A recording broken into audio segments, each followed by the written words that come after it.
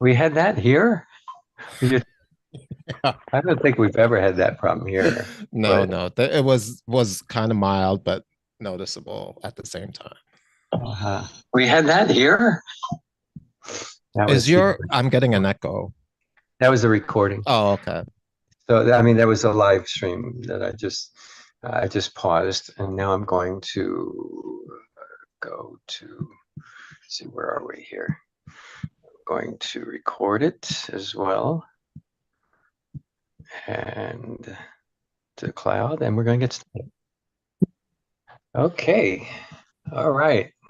Well, welcome everybody. My name is John Mudd. I'm the chair of this Midtown South Community Homeless and Housing Meeting, and I appreciate everybody's attendance here. We're here to kind of find some solutions to our housing issues and our homeless issues, and discuss everything about it.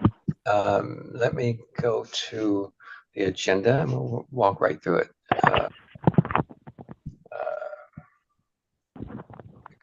Here we go. I just had it up and I think I lost it.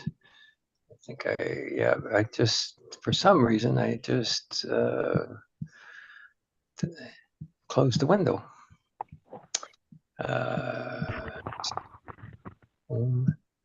Get that window going, events, and we're going to right to the agenda here, and then I'm going to share it with you guys. Share. Okay. All right. Look at that lovely picture, right? I was out, I was in a rally.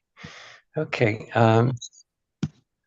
So a little bit of housekeeping, just make sure you use your hands. And please, if you have any topics for the future, please let me know.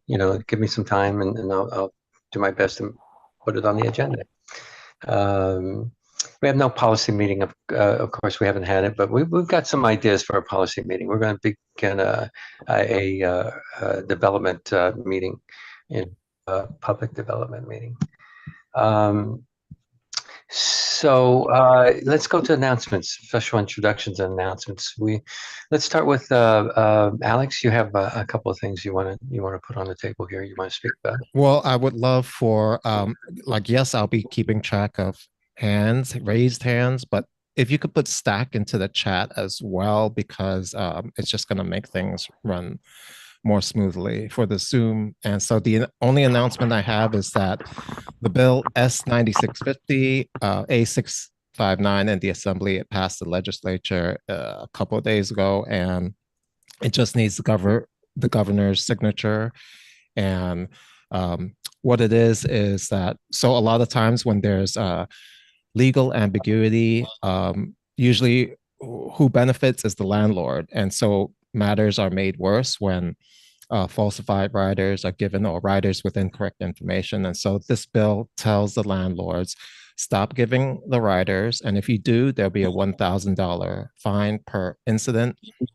And it also requires some other clarity. So I hope and pray it gets signed by the governor by the end of this year. Thank you.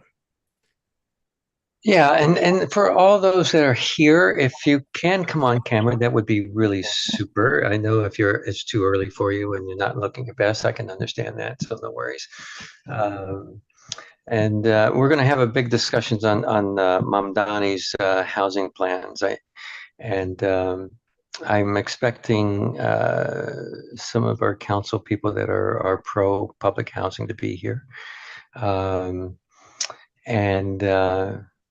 And we have, why don't we move to what's coming up? John Lobert's here. He's a pretty busy man.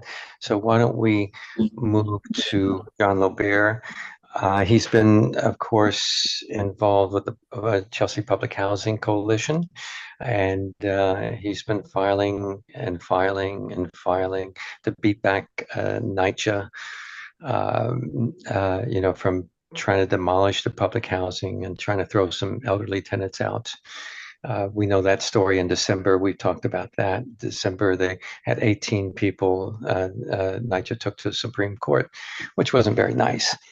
But John, we were able to get that thrown out, and and John has been, he put a TRO in place. Thank you, John. That was a wonderful job. And he's like a dog with a bone. Once he gets started, he's not stopping. And John, why don't you take it away? Sure, thank you, John. Well, actually, you said it all, but basically, we brought a lawsuit last December to block the plan to privatize, demolish, and redevelop the Chelsea developments.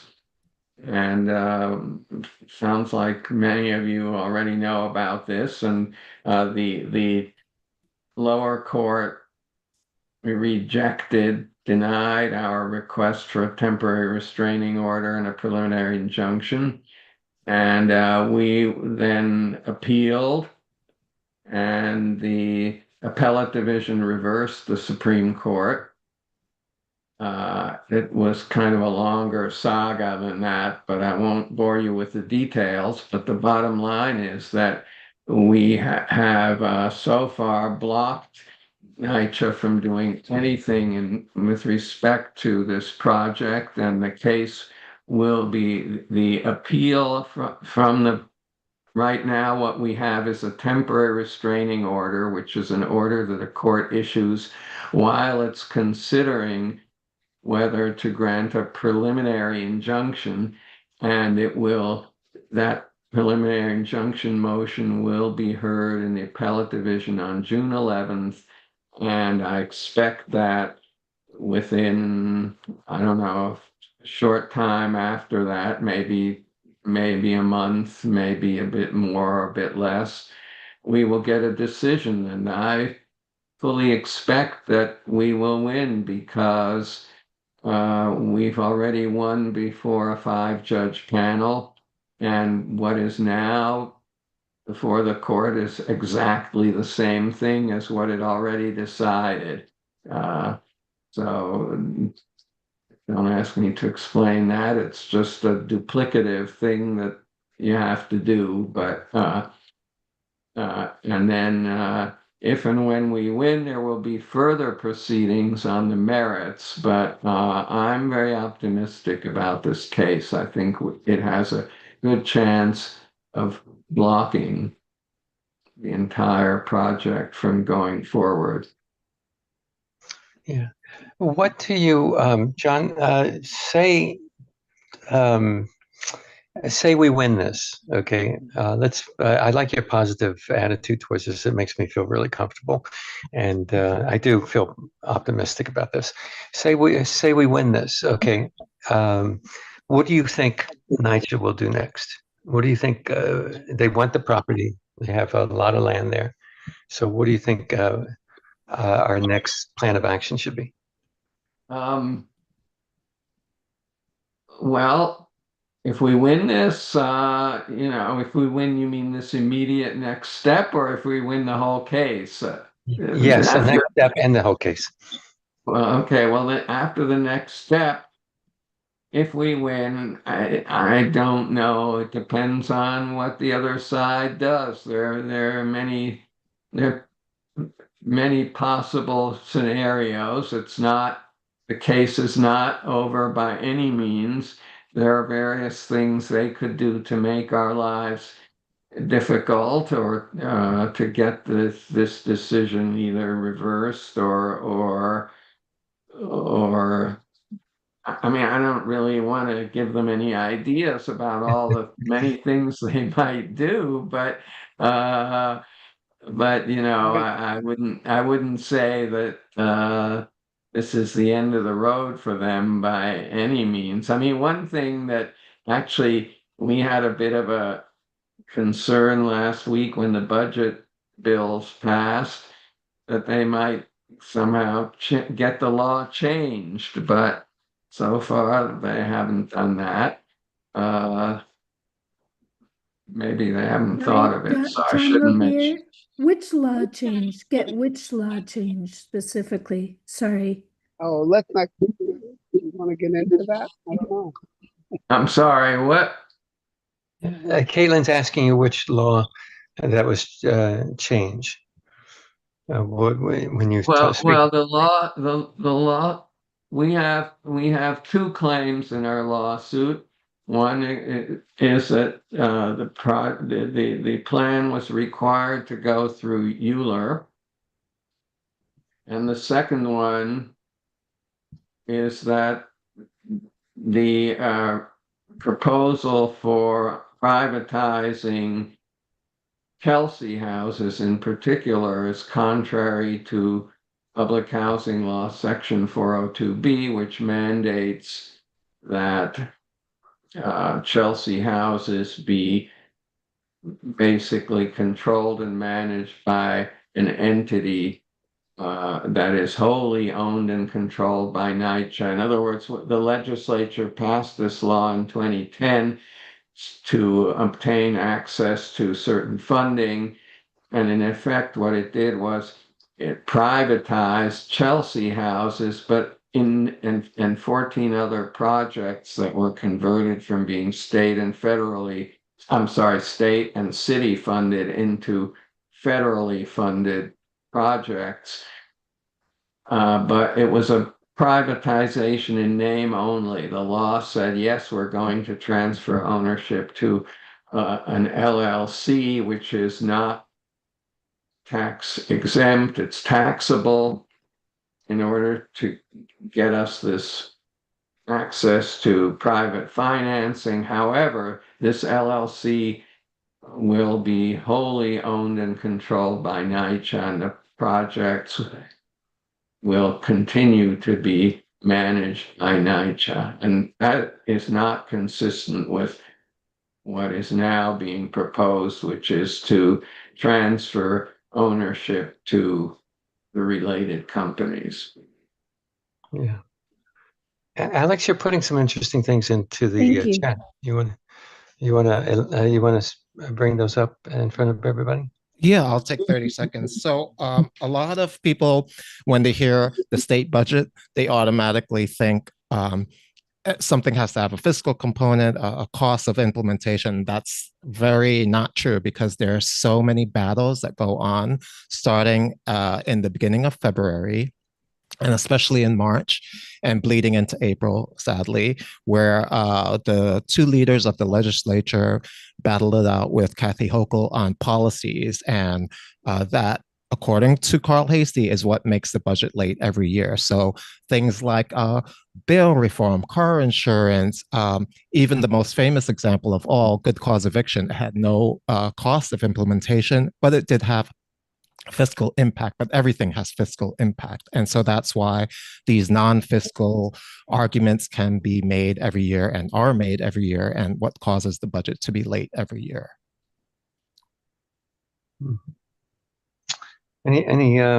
Okay. Thank you. I see Luana has her hand up. Okay, Luana, I'm sorry. I don't even see you here. Yeah, I'm here. I'm not here, but I'm here. Thank you. Thank you, John. Thank you, John. Thank you, John Lobia. Thank you for sticking with it. Thank you for all the work that you do. We know we're really rough on you sometimes, but we really appreciate everything you do. I just have a question about the temporary state restraining order. So I have been putting flyers in the building, and I noticed that the monitors in each building is still on. And on the monitors, they are still requesting people to go sign the new lease. So is that part of the temporary restraining order, or is that allowed? Thank you. Well, it's technically probably not allowed, but it's really not coercive. It's just a sign in the building. I don't think the trailers where people were supposed to go and sign these new leases are no longer there, or they're not open anyway. They're sending them to a building, to the I guess it's HOU. They have a office in the building in one of the apartments. That's the location now. It's not in the trailers. I see. Well, anyway, probably it is not. It is a violation of the TRO, and I did mention it to the court in one of my various briefs, but it's just it's not significant enough that we would go to court. And anyway, the TRO is now on the verge of coming to an end because the court's going to decide the preliminary injunction motion. Of course, if it decides in our favor, as I expect it to do, the problem will persist. But we can't go to the court with every little thing. We just aren't going to look good doing that. It's not to mention the fact that it's a lot of work, but it's just not productive to bring that to the court right now. Yeah. That's my judgment. I mean, if there was some serious something coercive that was being done, or something in the planning in preparation for the closings that was being done, I would say let's rush into court. But just something on a screen, you don't have to pay attention to it. So just ignore the screen is my advice. All right, John, I want you to hang with us, but we have Chris Banks here. It says Michael Lambert, but it's Chris Banks is here. Thanks, Chris. We really appreciate having you. I think you're one of my favorite council people. You have a lot of integrity, and I appreciate having you. And Chris Banks also is a real supporter of public housing, trying to keep it public. Without further ado, Chris, you want to say hello? Thank you again. Good morning to everyone, and thank you for the opportunity to kind of talk to you about NYCHA. And everybody's kind of aware that the mayor had released his housing plan, and how he believed NYCHA fits into his housing plan. But it was another disappointing, how can I say, it was another disappointing plan for public housing. We know that NYCHA is the oldest affordable housing probably throughout the entire city. And New York City has the highest amount of NYCHA units throughout the entire country. Second, I think Puerto Rico has about 15,000 public housing units. So the value of public housing is only as important as the investment that it gets from its elected officials, its government officials.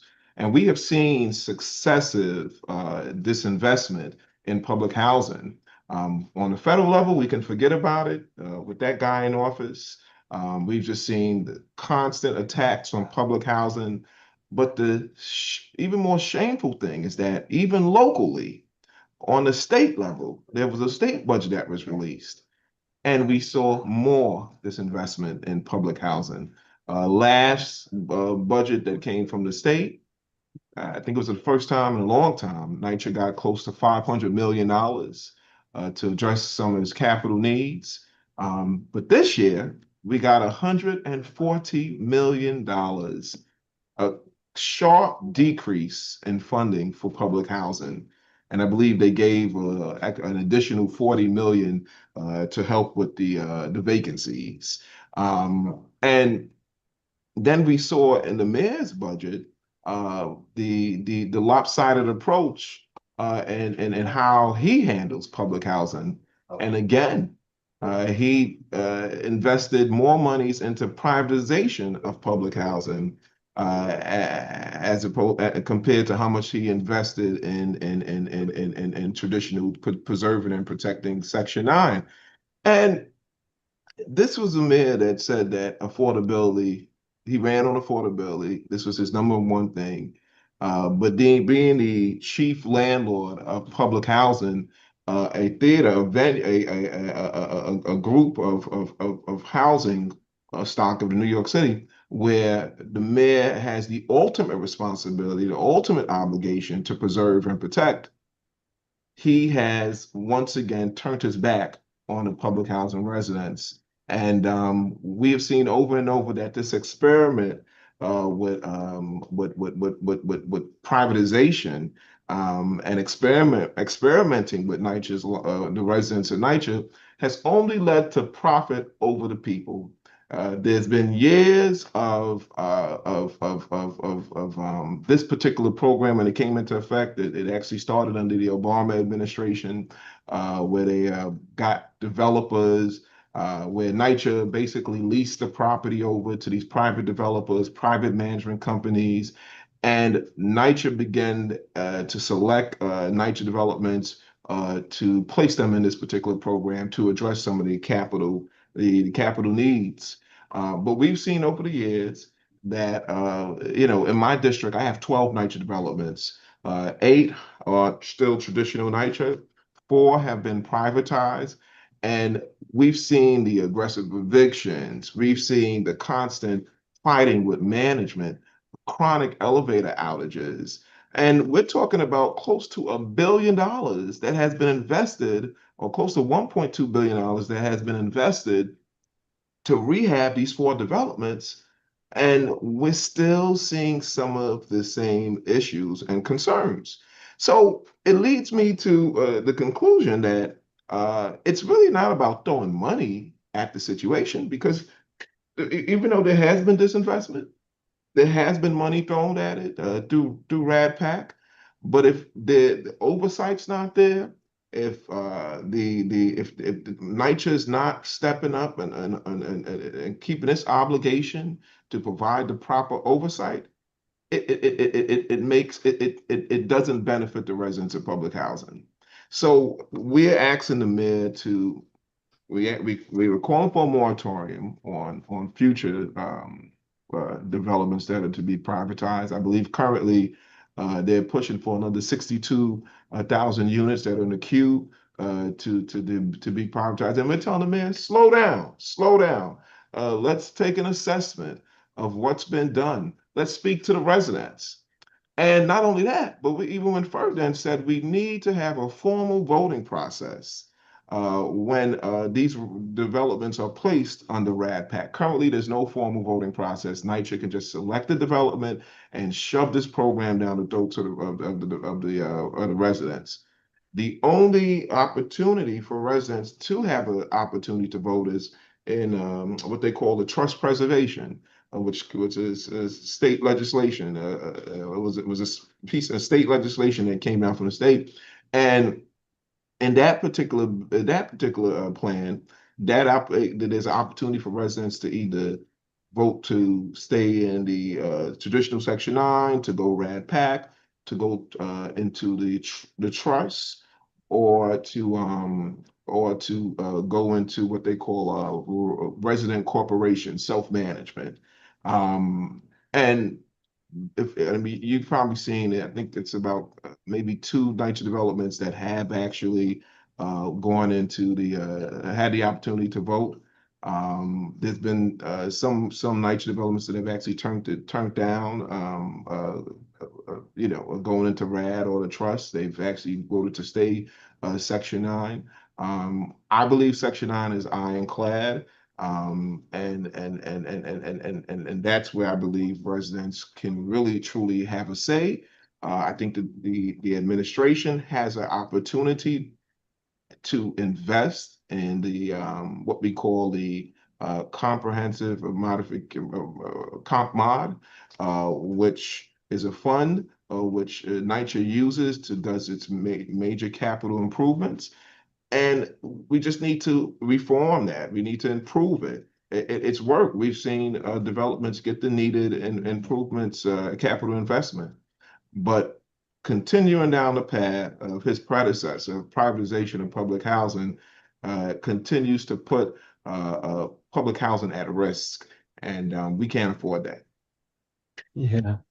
The comprehensive modernization plan, who controls that? Who controls the funds and so forth? And how's that governed?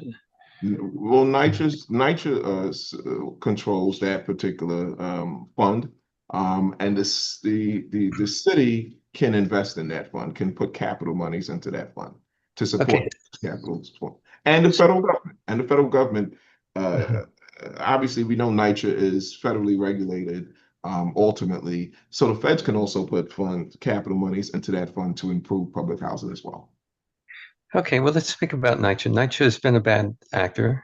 It goes way back. There's lots of stories to tell about NYCHA, and they're really pushing hard for this to happen as well as. And then HUD talks about over the past 30 years, they talked about privatization, partnership, private partners, embracing private partners. So this is a plan in the making for a long time. So how do we leave them with the modernization plan, or how do we, or maybe a better question, how do we wrangle control away from NYCHA with, or maybe how do we control? I think somebody had brought up the fact that we could take and put more public people on the board. So what are your thoughts on that? Well, I think with it's going to take new leadership first. And we've been calling for a new set of eyes at the helm of NYCHA. Lisa Bogle, who's the current CEO, she is not willing to embrace or stop or put a freeze on on privatization of public housing.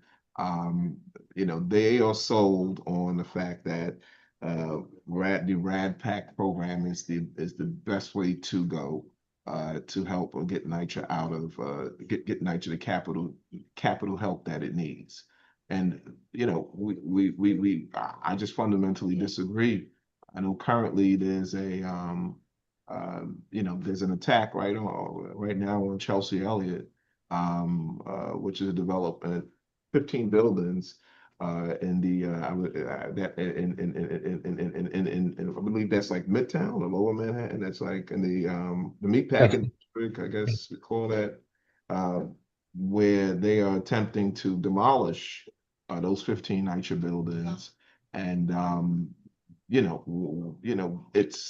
I think it's fundamental when you take actions like that and you leave out the voices of the people.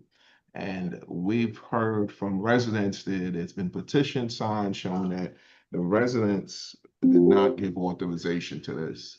And we've asked the mayor, and I've had conversations before the mayor became the mayor about putting a freeze on that particular project, and listen to the residents. But as soon as they came into office, I think his housing chief came in and basically said that they were going full steam ahead with the demolition. But the residents have been organizing. It's been a host of organizations, Save Section 9, a host of other advocates who've been in court, and they've been having some successive victories. Okay, we have a few questions. I know your time is tight. How long can you stay? Yeah. I have another 10 minutes. I have a NYCHA hearing today, public housing. Okay, cool. Cool. By the way, we're having a hearing, of course, June 11th, and we're planning on gathering, afterwards to speak about what just happened in the courtroom. Maybe you can come down and speak to have a say. Keep that on your little calendar, maybe. Information. Okay. Caitlin, go ahead. You have a question? Yeah, well, I thought you might have missed John Lobier's question in the chat. So because he had raised his hand, but also I just want to say, Councilmember Banks, thank you for all you do. You are our hero in City Council. We so appreciate you. And I guess I'm curious about your thoughts about like building the political will because I feel like you're the voice of reason, and yet, as you said, the state has abandoned, now the city has abandoned, and so I'm curious about how we can, support, and just the question, how do you think like more folks can come around to see the light, that you so clearly delineated? I think it's gonna have to, right. So when we talk about political will, the residents of NYCHA are gonna have to be organized. NYCHA has, they have the political numbers. to force these electeds to get them to listen to them.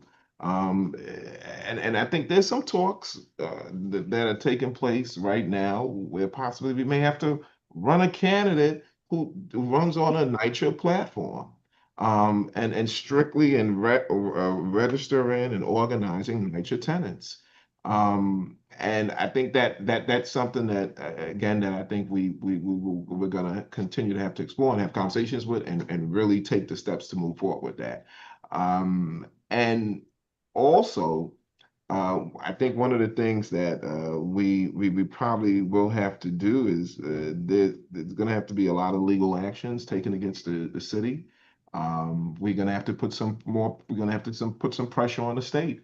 I think the state has the authority to pass a law to put a moratorium well, not sorry, pass a law to create a formal voting process for NYCHA residents or NYCHA developments that are selected into the RAD PAC program. So it's a combination of things that have to be done, and I think are going to be done. I think there are folks that realize that this is about we're fighting for our survival here, and the right to be a self-determined people, self-determined community. And if we continue to allow the privatization of public housing, we're going to lose the essence of what true, real affordable housing is. There's no public housing model in this entire country that can beat public housing. And I think when by the movements or actions by this administration, the state, the federal government, they are missing the opportunity to really protect and preserve public housing. Yeah, I agree with you so much on that. We have John Lobert and Alex has some questions for you. That's a wonderful statement. It's the last bastion of affordability, and we got to fight hard for this. Make it the social housing, right? Yes. John Lobert, what if you? Thank you, Councilmember Banks. Appreciate everything you do. I'm the attorney representing the tenants in the lawsuit to which we got a TRO blocking the project from moving forward. I just have a question. Why does the RAD conversion program require the city to put in money? It's supposed to do the contrary, if anything. Yeah, that's interesting because, right, the capital money obviously comes from the city budget. It goes into HPD, and then HPD releases the money through what they call, I believe it's a request of expression. I forget the request for proposals. I think it's RFP. Yeah, request for proposals. Yes. But there's another term that they use when it's competing for a RAD PAC development, or becoming a partner with the RAD PAC development. So that's a good question. I guess from my understanding of RAD PAC, the financing was supposed to be private dollars. They were supposed to find financing from private banks to fund these improvements. But it seems like it's still the government money is going to these private entities than to be used to do the conversions. I'd love to know more about that, because the model, what it's supposed to do is by privatizing, allow access to Section 8 funding rather than Section 9, which is said to be greater and more reliable, and therefore allows private financing to come in backed by this stream of money. So why the city would be spending large amounts of money on RAD PAC, I just don't understand. But anyway. Well, it's twofold. The project-based Section 8 is supposed to take care of the day-to-day operations. And then the financing that they're getting from HPD it provides for taking care of the actual rehab of the apartments. Yeah. Okay. We have Alex. We have Oh, mine's fast. Mine is really and then fast. Karen, and then Renee. You've been catching up on these, John and Chris. You've been looking at these articles, right? And I'm sure you know a lot more about what's going on behind the scenes, Chris. About it looks like a PR campaign on these housing models. It looks like another way of funneling money into the developers' hands. I wanted to get your take on that too. It definitely looks like payback. Because a lot of they're having developers take over some of these properties who are slumlords. If you look at their portfolio, like I hate, like I'll name one. Like, my God, I forget. There's one management company that is they're a management company, developer. They're known as a slumlord. We have a couple of these properties that have been taken over by slumlords, and it's just it's not clear as to why that they're giving these developments to those particular developers. I say it's not clear, but then on the other side, it's clear why, and we saw that under the previous administration. And then it has continued under this administration. The same cesspool of developers are now seeing the opportunity to put their hands and grab and profit off of NYCHA residents, and that's something that we're saying it has to stop. We need more greater transparency in those developments, so those units that have been converted over. I think close to 27,000 units have been converted over, and that's why we're asking for a moratorium, a stop, as to and take a deep dive into are the taxpayers really getting a bang for their buck, or are we just lining the pockets of these developers? Yeah. Councilmember Banks, I'm so sorry. I put in a flyer into the chat. If you're a part of it, I apologize. But this Saturday, all day, our friends at Take Root Justice are having a summit about protecting public housing in Lower Chelsea. That's Saturday from 8 to 5. And I was just curious if you were a part of it or aware of it. I'm aware of it now. Okay. There's so much going on. Yeah, this weekend as well. So it's okay. yeah, but we definitely, yeah. Let me see. Take Root Justice. We have actually worked with them too as well. So I'm Okay. with some of these groups. I'll mail it to your office. If you can send it, yeah. I think my chief of staff is on, Mr. Lambert. So Yeah. Michael, I hope you're snatching this information. Thank you. Cool. Thank you. I believe we have Karen and then Renee, and I don't know if anybody else is in a stack, Caitlin or Alex, but Karen, I think. Hi, I'll be quick. Thank you, Councilmember Banks. I'm Karen Ortiz.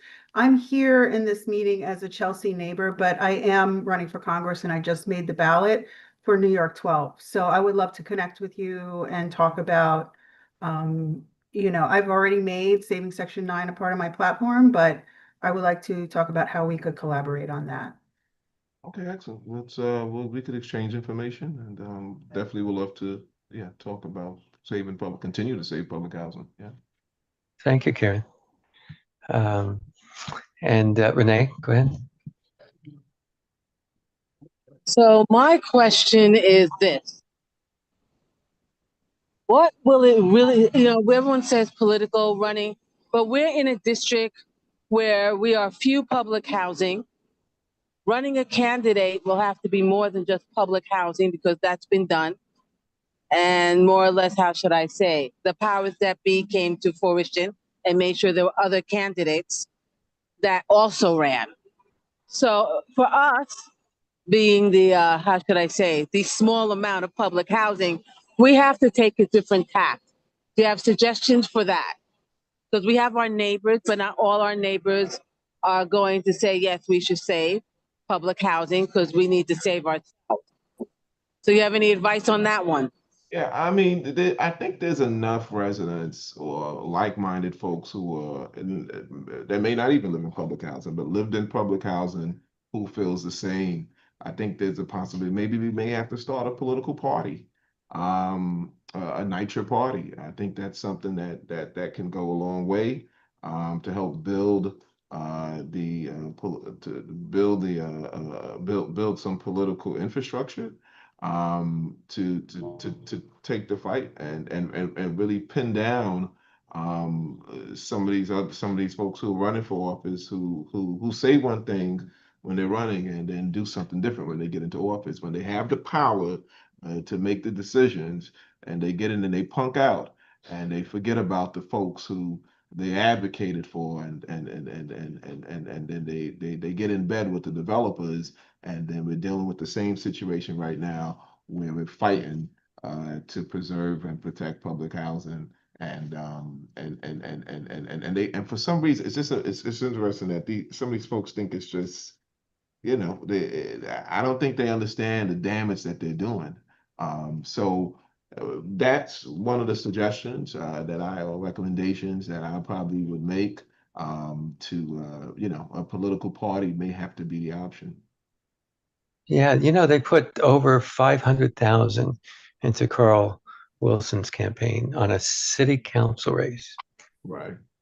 That's kind of crazy. On a special election, no less. Not even the special election. Well, there were deals cut because at one time initially when Rad Pac started, it was heavily anti-union.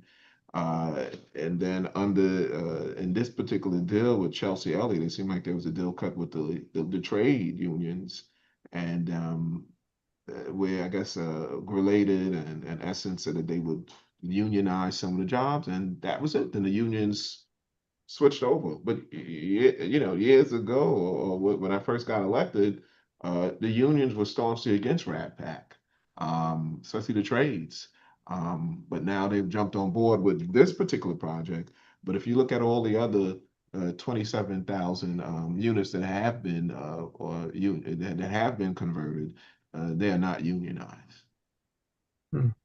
They weren't. Labor wasn't union. Yeah, Leonard, go ahead. Yeah. Thank you, Councilman Banks, for your hard work and your consistency on this question. Right.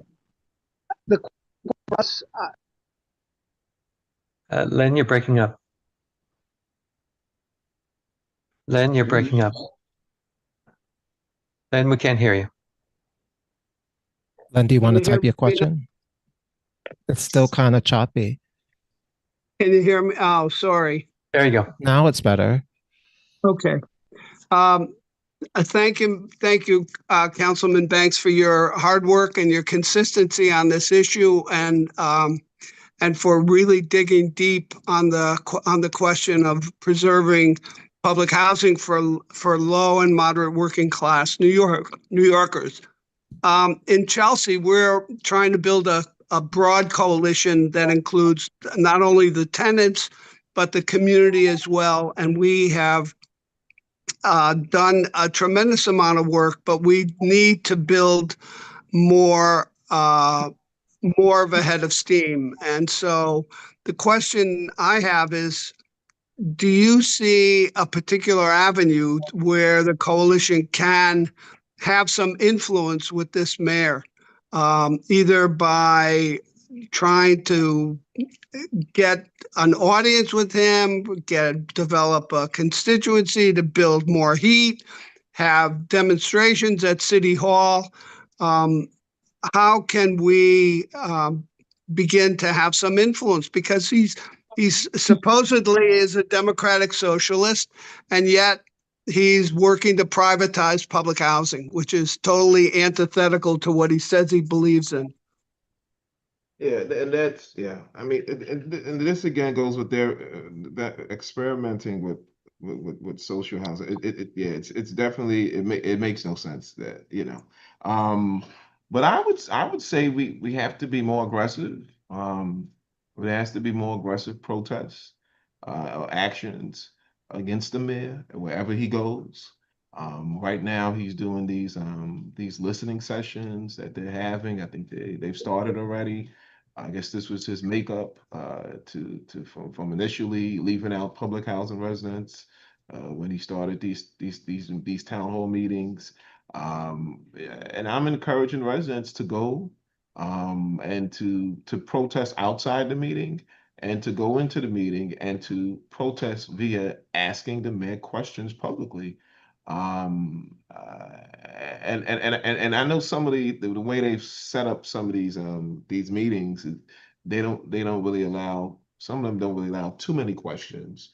They're more like roundtable discussions, which kind of really dies down or prevents real interaction and real engagement with the mayor. But I think, we just have to continue to aggressively go after the mayor and remind him. And I also want to, congratulate you all on also continuing to win in the courts. That's definitely sending a message that you're not willing to walk away, and this is a fight that you're gonna have and continue to have. Yeah. Chris, do you know Rob Robinson by any chance? You know Rob?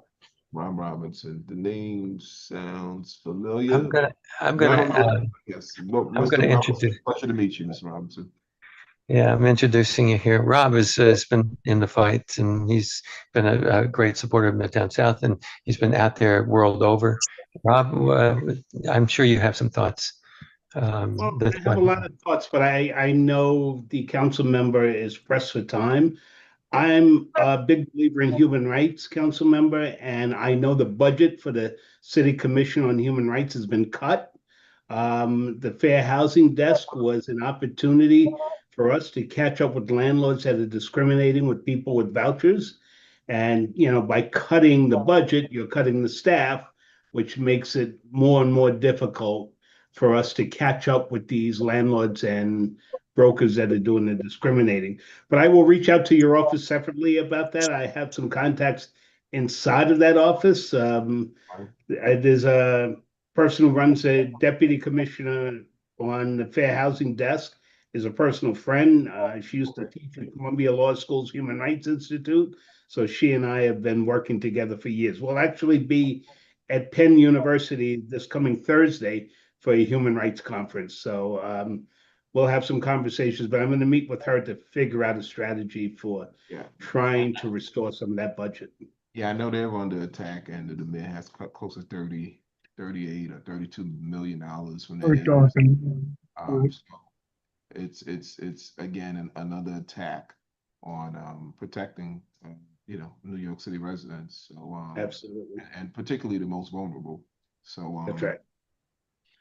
All right, so I thank y'all, guys. I gotta get to City Hall now. We have a rally at 11:30. We're doing it to address the plan is being put forth by the Progressive Caucus to deal with the vacancies, the 6,200 vacancies that exist in NYCHA. I'll be speaking this. I have to get to that before it starts. Cool. Well, appreciate you being here. Maybe we should just go in there and take over the apartments, right? Thanks so much, Chris. I really appreciate having you. And I'm sorry, I thought Chris Martha would be here too. I thought you both would make a great team. A good guy, big voice in council. Yeah. Okay.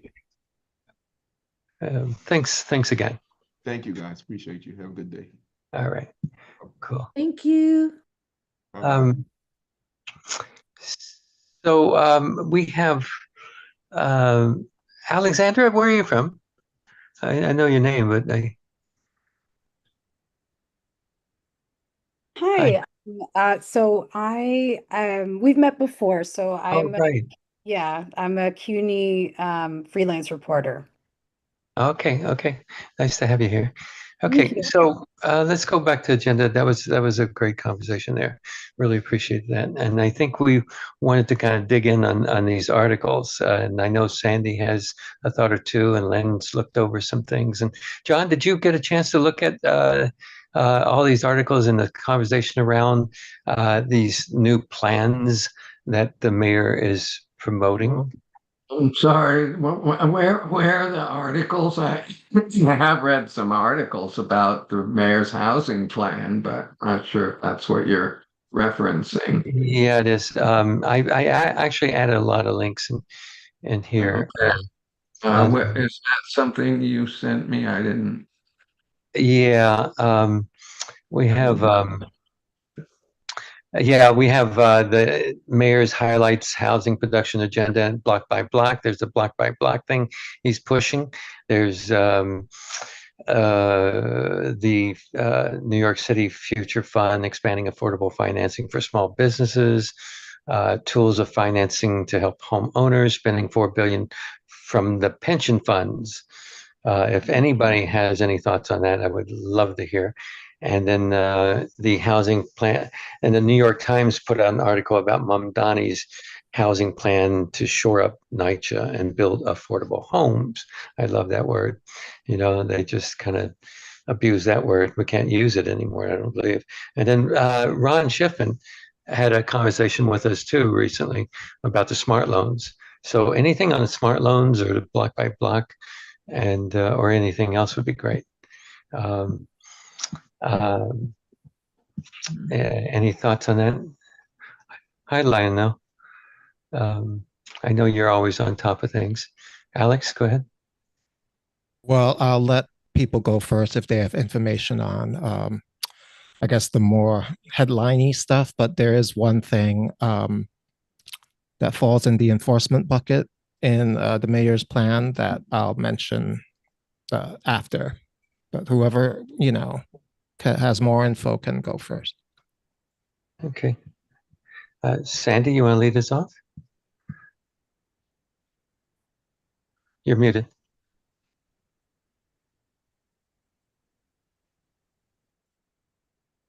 Sorry. I'm so cynical. I mean, I'm probably going to be persona non grata by the time I'm finished with my input. But, you know, I did a sort of quick 112 pages ain't easy, and it's kind of wonky. But, you know, the whole business of build first, which is, you know, redevelopment in which new housing. I mean, I did a little couple of pages that I plugged in earlier to the link to the chat. So if anybody wants to see it, I'll plug it in again, which is a little bit more comprehensive than my babble. But what it reminded me of was this Hope 6 program, which was a federal program back in the day. And of course, the result of that was that many communities experienced permanent resident loss and demographic change. And the assurances, you know, just sound like the same old repurposed latter day. So monetizing public assets through development rights, you know, again, very near and dear to my heart. Ingersoll, which is in Fort Greene, was the first to sell their air rights. And of course, it was just like a little Band-Aid. The money that was given by, I think it was MAD Equities and Joy developers was insignificant and really was used to develop luxury housing right next door, basically, so-called downtown Brooklyn. So there's a farce with this a push for so-called development rights, whether it's air rights or any other concoction. So that's one of the things that, you know, that struck me. But also this whole idea, and I'm sorry, I know COPA is a very popular hope going forward. And the truth is that for me, it's very reminiscent to me of the despicable third-party transfer, which basically stole so much property that HPD actually targeted Black communities communities like Bed-Stuy and so forth and so on. So I don't want to take up too much time with this, but for me, I think we have to have past performance indicate what this current mayor is saying and put that into the context of, as far as I'm concerned, what HPD reflects, which is not a positive thing for me. So anyway, I don't want to keep going on and on, but certainly, the PAB or the RAD pact business is something that I think we're all on the same page about, this privatizing, and that's part of his whole scheme. And I do call the block to block, including the speed initiative.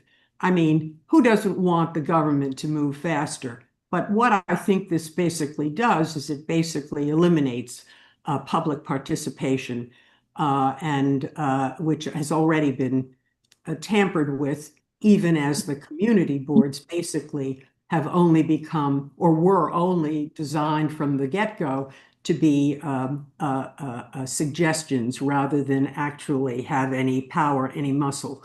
So I'm sorry, Mom Donnie is on my shit list. So that's Sandy, that's all I want to say. Sandy, you opened up a few comments. I saw some things flashed up from Rob and Renee. Who wants to go first? I saw the comments, but I didn't read them quickly enough. Renee, you had mentioned something about. Well, Prospect Plaza was a total failure. Everyone didn't come back. We know that. Hope 6 was an absolute failure. That's why they're doing it this way, not giving people Section 8 and telling them to leave. The Section 8's in trouble already. So no, you're not to expect them. And everyone should have known about Zoran. If you speak to public housing tenants, they had little to nothing. He was never there, very little to do with those. And then when he said infill, you knew what you were going for. So people have to stop being surprised, read about what's on their program or what's on their website when they begin to run, and then you know who you're for. He's too cagey. He knows what he's doing.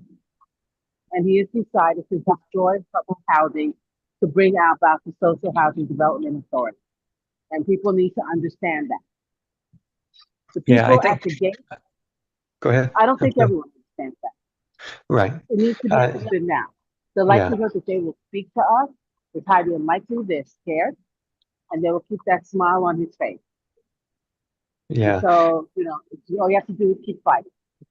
Yeah, we have to, I think, approach them, but it kind of solidified his place in the old political sphere for a lot of people, for sure. I'm always skeptical of any politician. But Rob, your comment?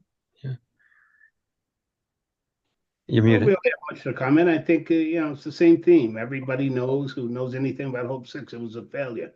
I was actually homeless in Miami while that was happening, and I saw the effects on the Scott Carver housing in Miami, where people were promised 1-for-1 replacement.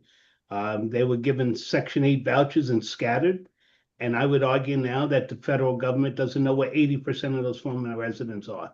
So it was a large failure, and we've seen it play out repeatedly in different communities. Yeah. Len? Yeah. Here's my view. My view is that we can't trust any politician, and that we have to build a movement, and that the only way we're going to be successful is to build enough political pressure to force the powers that be to do the right thing. But we also have to understand that we live in a society where the cards are stacked against us. But I don't think it's a matter of personalities. It's not a person. It's not like a particular person is going to save us. It's a systematic kind of immiseration of working people in this country. I mean, that's what we're up against. And so I think we have to keep fighting and finding ways to do that. finding ways to do that. And, you know, it's not a matter of calling names of anybody or saying this person is a bad person or a good person.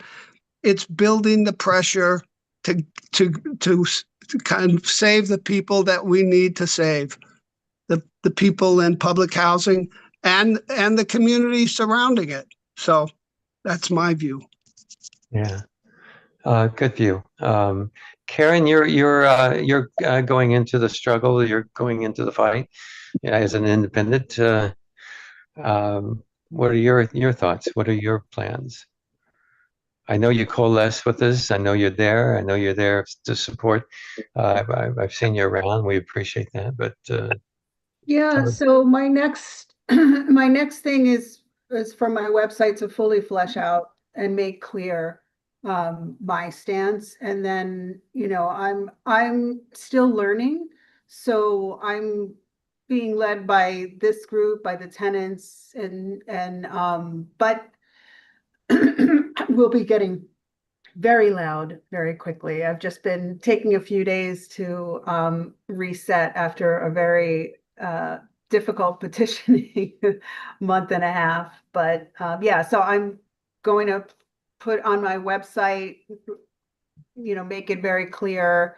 My written materials had Save Section 9 on it, but I really want to flesh that out in full, and also start coalition building with people running across the country who this is an issue for their constituents as well. So there'll be a broader coalition beyond just District 12. I'm also speaking to my own neighbors in my own building and getting really, you know, trying to educate them, because I live right next to Fulton, and I felt like, you know, the powers that be were trying to silo this issue, and a lot of the immediate neighbors don't know what's happening. And so that's my mission as well, as I campaign to really tell my neighbors what is going on and encourage them to back the my NYCHA neighbors.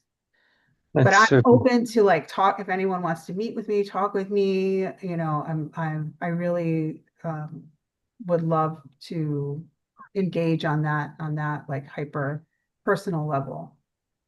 Yeah, appreciate that, Karen. Appreciate your work too. Thank you. Sorry about my cat. No, Karen, I have a question for you. You said on your literature you have Save Section 9. Do you mean just like the generic desire movement, or the specific? Yeah, it is more generic, and so that's why I really want to put out there more specifics what that looks like. But again, I'm still learning, so I don't want to do something harmful without knowing it. So that's why, you know, I come to these meetings. I'm, you know, talking to residents, you know, just learning as much as I can, because, you know, I don't know everything. Clearly, I came into this a lot later than everyone else in this Zoom. I didn't even live in Chelsea until 7 years ago. I was living in East Harlem before that. So there were issues there, but, you know, I've been learning more as I've been embedded into this community. Thank you. Yeah. Hey, John, I wanted to point out one positive thing in Block by Block, and it's going to sound like I love Mom Daddy. No, this is just something positive that he did. So as many of you know, 7A receiverships are when a 7A receiver takes over a building that has harmful conditions for 5 days or longer, harmful as far as health, safety, and life itself. And then it goes through this trial, well, this petition, then trial. And so there are two ways that 7As can be filed. They can be filed by the tenants if 1/3 of the tenants or more file with HPD, or HPD can do the petition themselves, in which case you don't need 1/3 of tenants. So for a long time, HPD had a really negative attitude towards filing 7A cases on behalf of tenants, they would just say, well, it's not rocket science. The tenants can do it themselves. And that led to a very low amount of 7As being successful, because the successful ones were the ones that were filed by HPD. So something like 24 per year, or a very low average. And so what Mamdani told the HPD commissioner is, stop with this reluctance, because the most successful 7A cases are the ones that you file, HPD. The ones that tenants file, they usually fall apart, because if you get less than 1/3 of the tenants, or you originally get 1/3 of the tenants and then it falls under 1/3, then the case gets downgraded to a different type of case. And that's just one pitfall. There's so many pitfalls. When HPD files the 7A, there's almost no pitfalls, and success is almost guaranteed. So Mamdani told Dina Levy, the current HPD commissioner, stop with this reluctance. When there's clearly a need for 7A, your agency is going to file. And so she, pretty much acquiesced to that. And she said several weeks ago that there will be an expansion of 7A, and that's what she meant. And that's in block by block. Oh, thank you for that. Okay, so we have, we're going to move on. We're doing pretty well with the time. Sueranna is here from MainChance. And she's in a little bit of a struggle. This seems to pop up every now and then, and we've supported her with a letter, and we brought her to the community board. We got the community board support, but anyway, I'll let Sueranna kind of take it from here. Sue, I know you're here somewhere, right? Good morning, John. Morning, everyone. Yeah, one more thing. I'm putting in, if you haven't seen it, oops, I can't do it now. All right, go ahead, Sue. Take it away. Yeah, we are the MainChance drop-in center on 32nd, East 32nd and Park Avenue.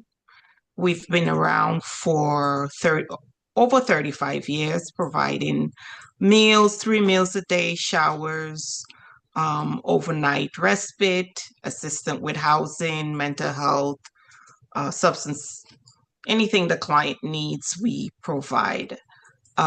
We received a letter from Department of Homeland Services stating that June 30th will be the last day of services.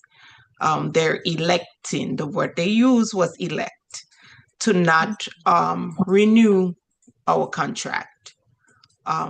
We have a 3-4 contracts. So we did 3 years, and we are supposed to be renewed for another 4 years. So they're electing not to renew us. We have an attorney on the board, and he filed an injunction, and we received a letter from the DHS stating that because we don't provide beds, which is safe haven or stabilization beds, they're electing to shut us down. Even though we filed to change into the dual model of having a stabilization and a drop-in center, they decided to not renew the contract. Yeah, and Sue's operation is really important. I've known them for a while, and they're open 24 hours. They serve breakfast, lunch, and dinner. People can go through there and get some social services. Place is very clean. Operation is top notch. And I've been there. They've offered. You guys do a lot of other services too. You have some events there. You dinner, holiday dinner parties. We also have a monthly food pantry for the community. That over 100 families and individuals attend every month. The next one is next week, next Wednesday. And the soup kitchen feeds the community also, not only the homeless clients, but anybody could come in and eat. Showers for anybody that need a shower. Clothing based on donations. And anything the client needs, we give them referrals to wherever they need. And we sleep approximately 72 to 74 people every night. Yeah. And last time I talked to you some time ago, prior to all this, what's going on, you guys were working on opening another place too at one point. Yeah, we were trying to do the stabilization model, but the building, we weren't able to get that building. It went to the person who was trying to purchase it, somebody outbidded them, so we didn't get that building. And how many people do you serve? Can you give us some numbers? Because it's really remarkable. On an average day, we serve upwards to 200 for meals, showers, and then we sleep 74. Wow. And that's daily. Okay, we have a few questions for you. I got Kaylin and then Leonard. Kaylin? Thank you, and thank you for all your work for, it just seems like decades, and I understand you have a suit against it, but first, is there any other way to kind of to fight this is my question. But second, I'm also noting that you provide such important, crucial, life-giving services in the whole Midtown South area. I mean, are there other organizations that are going to pick up this? Like, what do you think the impact will be? And so, yeah. It will be, because we're 3 blocks away from the 30th Street Men's Shelter that they're also about to close. So there's nothing within the area. The other drop-in center is on 30th between 7th and 8th. And there's another one on 14th Street between 7th and 8th, and one on 55th, I think, and 9th Avenue. So that's where the city is telling us to start sending the clients. So there'll be nothing on the east side. Yeah. That's awful. Is there any way to stop this, or do you feel at this point? Oh no, we have like I said, the attorney filed an injunction to stop the city from closing. Yeah. Doesn't say it will work, but we're trying, and we also got several support letters, and we are using some of that to help them to see that our services are needed. Any public officials, elected officials, and any coming out and supporting you with letters? We're working with Gail. She's also Gail Brewer. She's been a big supporter of ours. We had a meeting with the Manhattan Borough President last week, so we're waiting for a letter from him. And our council member, I think, is Epstein. So we're trying to get in contact with him so we could get a letter from him also. Oh, okay. So I thought you contacted him already. I can put you in touch with him. Mm-hmm. Yeah, we've been trying, but been unsuccessful in contacting him. They keep saying they'll get back to us, but it hasn't been successful in actually having a conversation. Okay, I'll send an email and put you on it. I've been in contact with him on a few things in the past. So Len, go ahead. Yeah, is there? Sueranna, thank you for the incredibly important work that your organization is doing and has done. Is there something in writing that we can spread the word to people about, so that we can inform people about this and generate letters on your behalf to someone? Yes, I could send that out to John, and he could send it out to everyone. Yeah, we could do that. That would be great, because we could definitely raise hell about it. Yes, definitely. Okay. Anybody else? Anything that you can think of for us to do, Sueranna? No, just getting the word out there. I think the main person will be the council member, which is Epstein. See what he could do on the council side. And yes, I do get it that they're saying we need to have beds, but give us the opportunity to have the beds.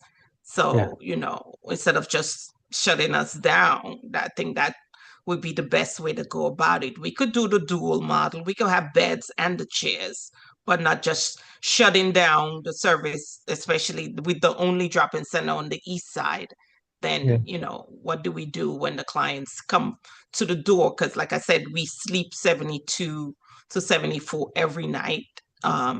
And the 3 meals a day and the pantry. We have over 100 families coming every month for pantry. So that will create a problem.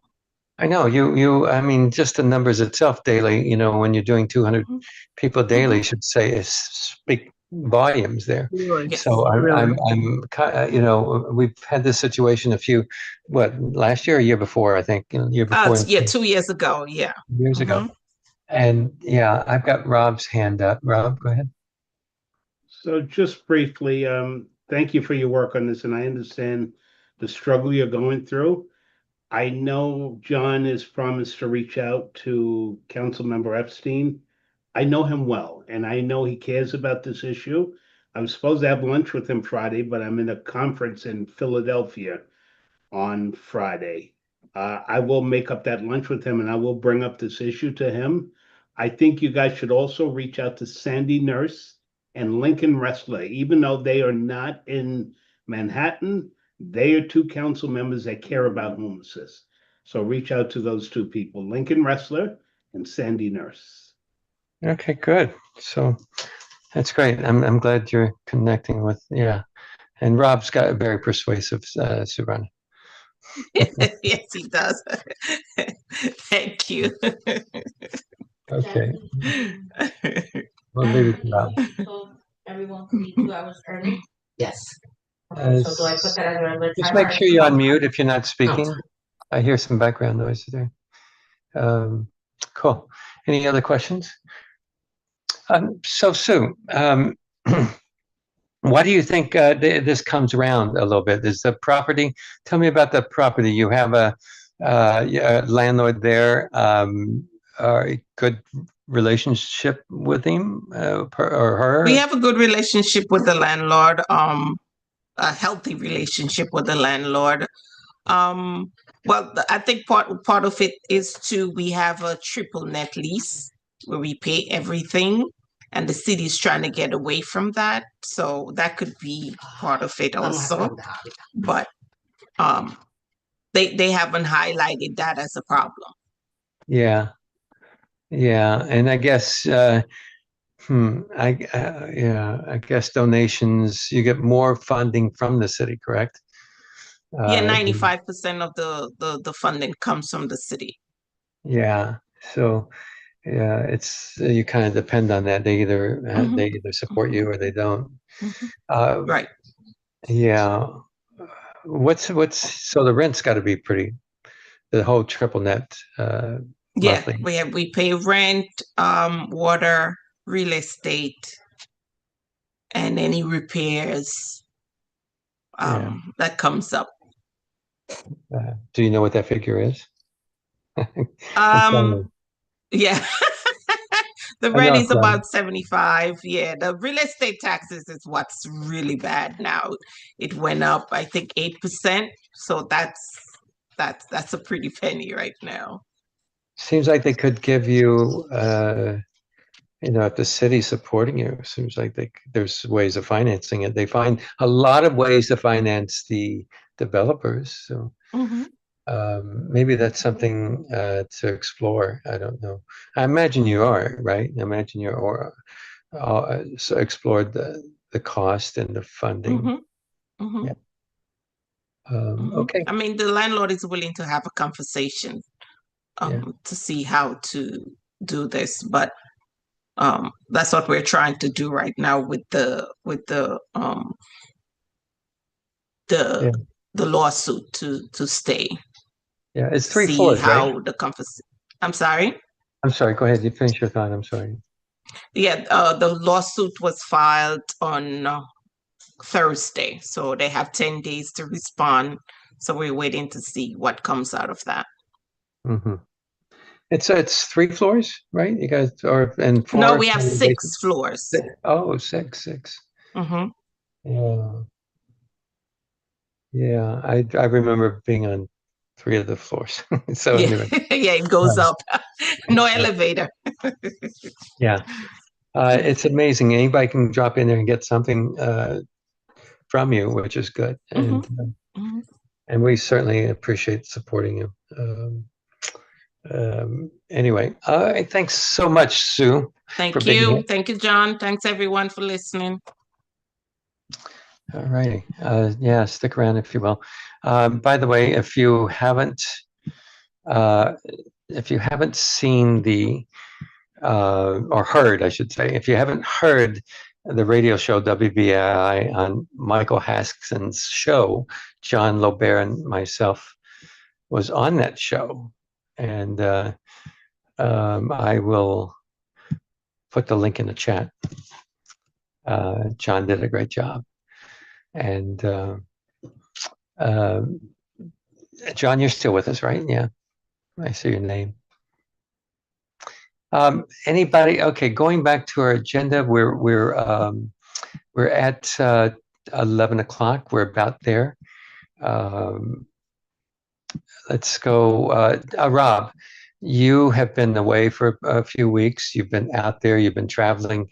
You've been working on a lot of things. You want to let us in on what you've been doing? And I know you've been fighting against the criminalization of homelessness, which is taking a darker turn in the past year.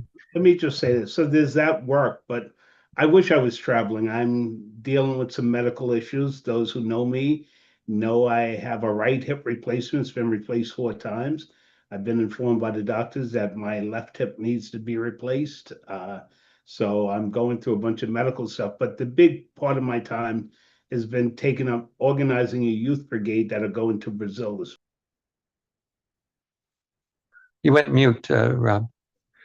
Sorry.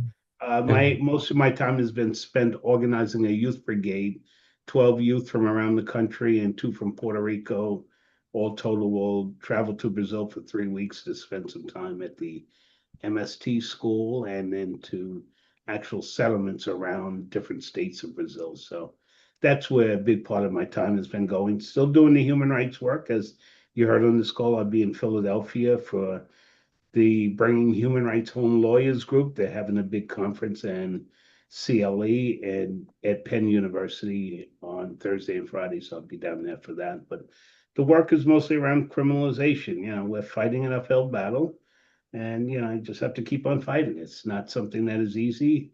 You know, we see more and more bills coming out from different municipalities criminalizing the homelessness. We've had a change at the UN level with respect to financing. So the UN has been gutted. We usually rely on UN special rapporteurs. We do have a new one. His name is Caldo. He is based in England, where he teaches, but he is from Spain. He is the new rapporteur, but he has to get his feet wet, and it's hard to get a hold of him because a staff that used to be 3 is now cut down to 1 in that office in the UN. So struggling with all of that stuff, and you know, trying to keep the UN as upright as possible. You know, at least the mechanisms that work for us as upright as possible. But it's an uphill challenge. So that's basically what I've been doing. Cool. Thanks so much, Rob. Thanks for your work. Thanks for being here. Thanks for your support. With that, let's make sure we connect with some new folks. We do have some new folks here, I believe. Michael is a journalist. Thank you for being here. You've introduced yourself.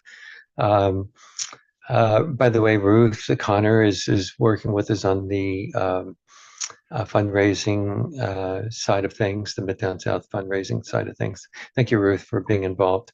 I know we're due for a meeting, and you want to say hello? You want to introduce yourself or have anything to say? Okay, having some coffee. Okay. All righty. I don't see Lionel, thanks for coming. I think this is your first time in the space, right? Yeah, it's my first time. Thanks for hosting these and for all the work everybody does. Just here to listen, participate, trying to embed myself a little bit in the work, especially with Chelsea houses. Thank you. Thank you. Johnny Rivera, I don't think I've seen you in this space. Johnny, you want to introduce yourself?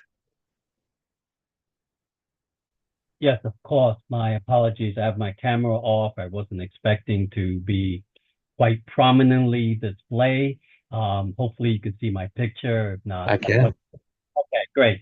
I am a tenant organizer with Build Up Justice NYC. We're predominantly located in Brooklyn. And I saw some speaker that I thought would be interesting from my end that I wanted to hear from. And I got in late and I don't know if I missed and I forget who exactly it was. It could have been Ron, who I don't know much of. But anyway, I come sporadically at best. Okay, Johnny, thank you. And you're up there in Gowanus, right? Did I see that? You have some. Main office in Williamsburg. We're in Bed-Stuy. We're in Bushwick. We've also in Queens as of about almost 2 years already, and there are plans to probably go citywide. We do more than tenant organizing, but my field is tenant organizing, and so that's where my attention goes. Cool. And Damu, thanks for being here. We're just about out of time. You want any closing thoughts from you? Good morning. I received a package from you about the lawsuit that is out there, and unfortunately, I did not get a chance to go through bulk of it. So hopefully, I will send my comments to you at some point before even the next month's meeting. But it's really good to come and listen to all the wonderful things that a lot of people are doing, especially the homeless services.